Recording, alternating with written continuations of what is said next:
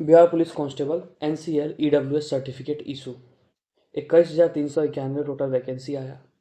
पे बैंड जिसका कि 21,700 रुपये से लेके 69,100 तक था। ये जो 69,100 है ये मैक्सिमम पे होता है सेवा काल ज़्यादा हो जाने पे। इसमें जिस वर्ष एप्लीकेशन फॉर्म आया उससे पिछले वर्ष का EWS EBC NCL का सर्टिफिकेट होना चाहिए था। मतलब वैकेंसी जून 2023 में आया, यहाँ दिख रहा है ये लास्ट डेट था अप्लाई का। ये जुलाई था, आया ये जून में था, ये जून 23 में आया था। ठीक। नोटिफिकेशन जून 23 का है। विद्यार्थी जो सफल हुए उनके पास फाइनेंशियल ईयर जो 2022 से 23 था उसका EWS EBC और OBC जो वर्ग के छात्र थे उनका NCL होना चाहिए था। ये कितना खुद में ही कितना टेढ़ा है और कितना एम्बिगुअस है, इस चीज़ को समझना मुश्किल किस तरीके से है ये हम लोग आगे देखेंगे। यहाँ पे कुछ इंडिकेट किया गया है, नो डाउट यहाँ पे इंडिकेट जो आर्थिक रूप से कमज़ोर वर्ग हैं उनके लिए किया गया है, लेकिन ये दूसरा नियमावली है कि इस नियमावली में ये बताते हैं वो लोग, ये सभी में जब कोई मान लो 1275 दरोगा का था या कोई और भी नोटिफिकेशन उसमें ये चीज़ दिया जाता है तो वो सिर्फ ये बताने के लिए जो आर्थिक रूप से कमज़ोर वर्ग हैं उनको 10% का आरक्षण मिलता है। क्योंकि हम सभी को पता होगा कि इवन संविधान में भी जहाँ पे ये EWS का जो रिजर्वेशन का सिस्टम आया है ये 2009 के ही अमेंड 2000 मतलब 19 के अमेंडमेंट से आया है। ठीक है। और ये जो अमेंडमेंट है इस तरीके से 10% का प्रावधान करता है, ये उस चीज़ के लिए मेंशन करने के लिए इसमें कोई क्लियर जो नियमावली है इस कंडिका में नहीं दिया जाता है। ठीक है। वो पॉइंट भी हो गया इनवैलिड इनका। उसके बाद जब जो फाइनेंशियल ईयर वो पिछला वाला बोल रहे हैं उसको आप क्लियर इंडिकेट नहीं कर रहे हैं। यहाँ विद्यार्थी कांस्टेबल 21,391 के सभी सफल अभ्यर्थियों की मांग है कि जिनके पास EWS EBC NCL 2022-23 का फाइनेंशियल उपलब्ध नहीं है उनका करेंट फाइनेंशियल ईयर यानी कि 24-25 का भी स्वीकार किया जाए। और ऑब्वियसली ये एक सही चीज़ है, ये किस तरीके से हम बता रहे हैं। ठीक है। 22-23 का आप बोल रहे कि उस समय का होना चाहिए था, हमारे प्रावधान यही है। ठीक है। CHBC का ये क्लॉ है कि हमारे यहाँ ऐसा ही चलता है, स्वाभाविक है। ठीक है। आप अगर ऐसा करें तो हो सकता है, लेकिन एक बार उन विद्यार्थियों का भी तो सोच सकते हैं। एक बार इसके चलते हैं हम लोग इसकी जो परीक्षा स्तर है इस परीक्षा का वो हम लोग देखते हैं।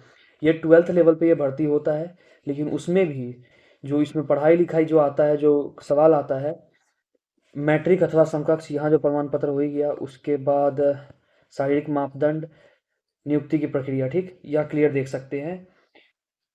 बिहार विद्यालय परीक्षा समिति के 10वीं मैट्रिक के स्तर का या उससे समकक्ष का होगा एवं प्रश्न वस्तुनिष्ठ ऑब्जेक्टिव होंगे। ये तो सभी को पता ही है कि MCQ था। यहाँ पे कितना अच्छा क्लॉ खुद वो दे रहे हैं अपने आयोग अपने नोटिफिकेशन में कि वो 12th पास हैं वो लोग, उनकी आप जो योग्यता है वो आप 10th लेवल का मांग रहे हैं। उस लेवल पे आधारित सवाल जवाब होगा क्वेश्चन पेपर में, उसको वो जवाब देंगे। ठीक। इस लेवल के स्टूडेंट से आप क्या उम्मीद कर रहे हैं। ज़्यादातर विद्यार्थियों के पास एक लैपटॉप भी नहीं रहता है कि या जिस तरीके कंप्यूटर जो बड़ा स्क्रीन वहाँ पे जाके वो सारा नोटिफिकेशन निकाल के माइन्यूट डिटेल्स उसका एक एक पन्ना पढ़ सके। फिर भी एक नोटिफिकेशन को पढ़ा जाता है आजकल यूट्यूब के ऊपर या सोशल मीडिया पे टीचर्स हैं, चैनल्स हैं जो कि इसको एक्सप्लेन कर देते हैं पूरा। वो आके पॉइंट बाय पॉइंट समझा देते हैं। तो वो पॉइंट बाय पॉइंट कब समझाते, जब रहता तब इस नोटिफिकेशन में, इस नोटिफिकेशन में तो था ही नहीं। ये पॉइंट हो गया। ठीक है। सफल अभ्यर्थियों का कथन बिल्कुल जायज़ है कि CHBC वैकेंसी रिलीज करती है जून 2023 में और रिजर्वेशन का लाभ लेने के लिए सर्टिफिकेट मांग रही है फाइनेंशियल ईयर 22-23 की। ठीक है। जो फाइनेंशियल ईयर होता है हम एक चीज़ बता देते हैं कि फाइनेंशियल ईयर से एक साल आगे चलता है AY एनुअल ईयर। ठीक है।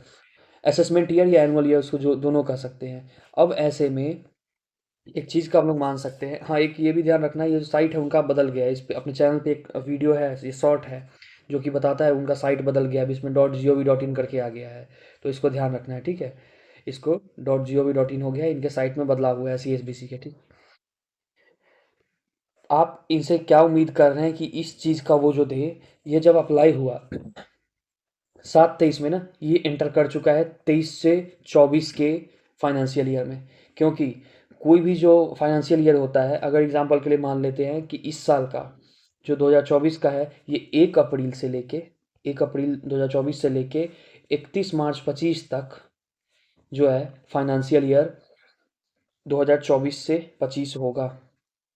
इस समय जब 20/7 2023 तक जब भर्ती चला, या कुल मिला के छठे महीने 7वें महीने तक भर्ती चला, ये जो समय था ये 23 से 24 में फॉल कर रहा था। 23 से 24 फाइनेंशियल ईयर में फॉल कर रहा था। आप कम से कम इतना उम्मीद कर सकते हैं कि इसी फाइनेंशियल ईयर का हमको चाहिए। आप ये दावा कर सकते थे, उनसे बोल सकते थे कि इसी फाइनेंशियल ईयर का ये चीज़ चाहिए, पर आप उस चीज़ पे भी नहीं, और ये कर रहे हैं कि हमको चाहिए 22 से 23 का। ये प्रॉब्लम है। इसीलिए, और न केवल इतना, कुछ दिनों पहले जो 1275 बिहार दरोगा का भर्ती हुआ था, उसमें भी यह प्रॉब्लम आया था। एनसीएल का खास करके ये प्रॉब्लम आया था। जो डीवी वगैरह का टाइम था, तो पीईटी पीएचटी देने के बाद, फिजिकल देने के बाद अभ्यर्थी काफ़ी पटना में, वो लोग शिक्षकों ने समर्थन भी दिया। ठीक है। अब 20/6/23 से की ओर आवेदन की अंतिम तारीख 20/7 मतलब 20 जुलाई निर्धारित की गया। ठीक है। इसमें अभ्यर्थी को सपना में जाकर सीएसबीसी बता चुकी थी क्या कि 3/3/23 मतलब जो 31/3/23 तक का उनको चाहिए। उस समय से पहले का मतलब 22 से 23 जो एफवाई है, 22 से 23 जो फाइनेंशियल ईयर है, इसका समय था 1 अप्रैल 22 से लेके 2022 से लेके 31 3 मार्च 2023 तक का। तो क्या उनको पता था कि जो अब भर्ती आएगा उसके लिए अब ये बनवा के रख लेना है? अगर ठीक है कि आपका नोटिफिकेशन आया, उसमें एक्सप्लेन भी आप कर दिए कि उस साल के 2017-19 में रेफ़र कर लीजिए उस नोटिफिकेशन को, जबकि ऐसा तो करना नहीं चाहिए। बड़े बड़े कमीशन अपने नोटिफिकेशन में ही सारा चीज़ लिख देते हैं, तो यह तो बिल्कुल ही गलत है। विद्यार्थियों के साथ ये उनका अपॉर्चुनिटी जा रहा है। एग्ज़ाम उन्होंने लिख लिया, सब कुछ कर लिया, फिजिकल कर लेंगे, और इस तरीके से अगर परेशानी होगा तो उनका तो रोज़गार का अवसर गया। एप्लीकेशन फॉर्म इतना महंगा होता है, 6-6 7-7 सौ का बिहार का एक एक फॉर्म आता है कमीशन का, और इस तरीके से परेशानी होगा तो कहाँ ही विद्यार्थी जाएंगे। एक बहुत ही अच्छा मुद्दा पे जवाब दिया है जो रोशन आनंद सर है। उन्होंने बोला है कि 12वीं पास विद्यार्थियों से आप किस तरह के विद्वता का उम्मीद करते हैं, किस तरह के उनसे प्रोफिशिएंसी का आप उम्मीद करते हैं। जब उनसे वो पत्रकार पूछ रहे थे, तो वो बोले ये तो बिल्कुल ही गलत है, ये तो इर्रिलिवेंट है। ठीक है। उसके बाद एप्लीकेशन आ रहा है किसी भी एफवाई में, और जो प्रॉब्लम है, जो सर्टिफिकेट मांग रहे हैं पिछले एफवाई का, ना ही सीएसबीसी बोर्ड का कोई कैलेंडर प्रकाशित है एसएससी के तरह, न नियम सार्वजनिक है, या कुछ और भी कमीशन है जो कि अपना, इवन बीपीएससी भी अपना एक कैलेंडर कम से कम निकाल के तो रखते हैं कि उस हिसाब से प्रिपरेशन करके विद्यार्थी रख सकता है। देर हुआ सवेर हुआ तो कर कर लेगा लोग। अब आज के लिए एग्जाम्पल के लिए मान सकते हैं कि अभी जो बीएसएससी का भर्ती आया था, जो एप्लीकेशन फॉर्म हुआ था, उसमें उन्होंने ले लिया है। उस आयोग ने क्या किया कि वो उसने ले लिया, सर्टिफिकेट अपलोड करवा लिया, नंबर लिखवा लिया उसका। तो अब ठीक है, कोई दिक्कत नहीं है, स्टूडेंट अब उसको रखेगा, जो उस समय बनवाया है उस सर्टिफिकेट को वो रखे रहेगा। तब 2 साल बाद परीक्षा हो, 3 साल बाद परीक्षा हो, उस समय वो डिग्री में वो देगा। लेकिन इस तरीके से बिना बताए अगर होगा तो परेशानी ही है। जब सीएसबीसी कुछ पहले से डिसाइड नहीं कर रखा था, तो अभ्यर्थियों के इस बात की उम्मीद क्यों की जाती है कि स्टूडेंट्स खुद कैसे जान जाएंगे, और उन्हें हर बात पहले से पता होगी, और वो सीएसबीसी के उटपटांग नियमों से कैसे टैली करेंगे। एनसीएल का मुद्दा बिहार एसआई में भी आया था, स्वाभाविक सी बात है कि किस तरीके से परेशानी हुआ था। जो दूसरे भी आयोग हैं अपने यहाँ, सीएसबीसी, बीपीएससी, बीएसएससी, जो बीपीएसएससी, जो दरोगा का नियुक्ति करती है, बेल्ट्रॉन, ये सारे लोग, इन लोगों ने एक मध्यम वर्गीय गरीब परिवार के बच्चों को परेशान और बर्बाद करने का ठेका उठा लिया है। एप्लीकेशन फॉर्म के दाम से लेके परीक्षा देने जाने तक सिर्फ परेशानी ही परेशानी है। ज़्यादातर जो इसमें पार्टिसिपेट करते हैं वो होते हैं लड़के। लड़कों के दी जा रही है वहाँ एग्ज़ाम सेंटर, किसी तरह के कोशिश भी नहीं किया जा रहा है कि कम से कम नज़दीक के 2 जिला में दिया जाए। जब बिहार पुलिस का परीक्षा हुआ सिपाही भर्ती का, तो उसमें जो कैंडिडेट का एक वीडियो वायरल हुआ था, तब बहुत लोग ट्विटर पर रो रहे थे, सोशल मीडिया पे दया दिखा रहे थे। पर सच्चाई क्या है? यही सच्चाई है कि हम लोग गरीबी से जूझ रहे हैं। बिहार पूरा गरीबी में फंसा हुआ है। रोजगार नहीं है, कोई तरह का कल कारखाना नहीं है। उस क्या कारखाना में भी, लोहा फैक्ट्री में जब जाने के लिए भी गुजरात जाना पड़ता है, भेड़ बकरी की तरह भरा के जाना पड़ता है। अभी क्या हाल है, छठ गए हुए कितना दिन हो गया, छठ के पहले से उसके बाद तक जो कॉमन ट्रेन है उसके बीच में खड़े होके जाने आने का नौबत है। टॉयलेट में अगर खड़ा होने का जगह जिसको मिल जा रहा है वो खुशनसीब है। वहाँ बाहर में इज्जत नहीं है यहाँ के लोगों का, मजदूरी भी करते हैं, गाली भी सुनते हैं। और इन लोगों ने सोच लिया है कि बिल्कुल जो ब्यूरोक्रेसी का जो असल वर्ड का मतलब है वो ये प्रूव कर देना चाहते हैं, अफसरशाही।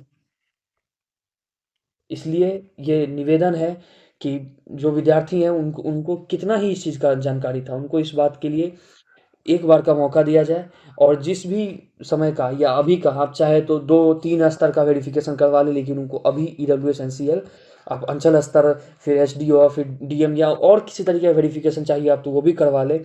ये जिन्होंने भी अपना हर परीक्षा चरण को कंप्लीट किया है उसको करने का मौका दिया जाए, उसको सर्टिफिकेट वगैरह अभी के हिसाब से, अभी जो एक्सटेंड साल चल रहा है उसका करने का मौका दिया जाए। यही उनके लिए सही है। आज जब आंदोलन हो रहा है, वो लोग गर्दनी बाग गए हैं, उसके पे भी क्या किया जाएगा? या तो सरकार सुनेगी या तो नहीं, तो लाठी चार्ज करवा देंगे वो लोग। ऐसा नहीं होना चाहिए। हम लोग उम्मीद करते हैं कि इस पे सरकार सुनेंगे। ठीक है, माननीय मुख्यमंत्री से ये निवेदन है कि विद्यार्थियों की दयनीय स्थिति को समझा जाए, हर वर्ग की है। क्या बीपीएससी हो तो उसमें सीनियर स्टूडेंट्स हैं, यहाँ अगर जो बालक हैं 12वीं वाले, उनके साथ भी अगर इस तरीके से होगा तो कौन ही फिर खुश है। ठीक है, यही सभी बातें हैं। और आग्रह है सीएसबीसी से और माननीय मुख्यमंत्री से कि विद्यार्थियों हित में कुछ काम किया जाए। और जो दूसरे लोग जो शिक्षक सपोर्ट कर रहे हैं उन लोगों को, उन विद्यार्थियों की तरफ से हम धन्यवाद बोलना चाहते हैं कि वो कम से कम इस तरीके से आ तो रहे हैं बाहर कुछ मुद्दों पर। जैसे अब यूपीएससी 17वीं में जो अलग अलग तरह की परेशानियां हैं उसके तरह चुप तो नहीं है, या फिर बोल भी रहे हैं तो कुछ और ही अपने हित का, तो कम से कम ऐसा नहीं करना चाहिए। धन्यवाद। जो भी सीएसबीसी के अभ्यर्थी हैं वो इस चैनल को सब्सक्राइब कर लें। ये काफ़ी अच्छा चीज़ आपके लिए रहेगा, यहाँ पे सारी तरह की जानकारी आपको सबसे बेहतर और बिना किसी छल पाँच के आपको बताया जाएगा। धन्यवाद। और टेलीग्राम एक है छोटा सा अपना चैनल अबाउट में, उसको फॉलो कर लीजिए, वहाँ पे अपडेट बिना वीडियो के भी आते रहता है, कुछ कुछ छोटा मोटा लिख ला के भेज दिया जाता है। ठीक है।